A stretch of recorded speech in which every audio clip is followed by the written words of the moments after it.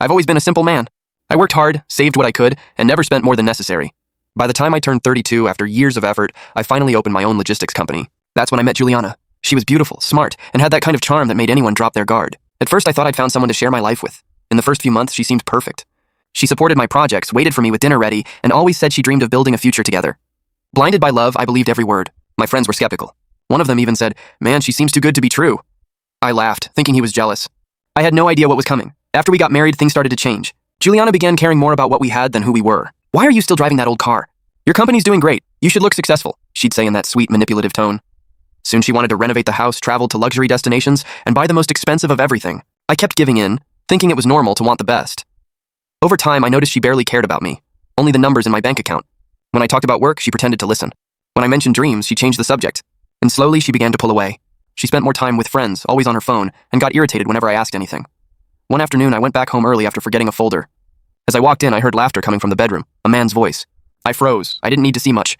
I turned around and left without a word, my chest heavy like stone. That night, I drove around aimlessly, trying to figure out where I'd gone wrong. The next day, she acted as if nothing had happened. Smiled, made coffee, and talked about dinner plans. I sat down, looked her in the eyes, and simply said, "I know." Her face went pale. She tried to deny it, then cried, then got angry. "You never gave me what I deserved," she screamed. And at that moment, I finally saw who she really was. I stayed quiet for a few days, just watching. That's when I discovered she'd been transferring money from our joint accounts into one under her name. She thought I wouldn't notice. What she didn't know was that I'd already been saving most of my profits in private investments, completely separate from her reach. When I confronted her, she laughed. "You can't prove anything," she said smugly. That was all I needed. I hired a lawyer, gathered documents, and soon found out she'd even tried to register one of my properties under her name. The process was long, exhausting, and full of lies, but in the end, the truth prevailed. She lost everything. The judge ruled it as fraud and ordered her to return every cent. When she left the courtroom, she looked at me with hatred. I, on the other hand, felt nothing but relief. The following months were a different kind of challenge. Solitude felt strange at first, but then it became liberating. I was scared to trust again, but I learned that when someone betrays you, your life doesn't end. It just restarts in a more honest way.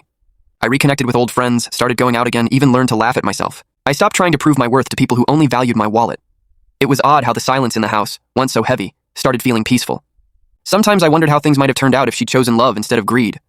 But maybe I had to go through all that to understand what truly matters. A few months later, I heard she'd moved away, staying with a friend out of pity.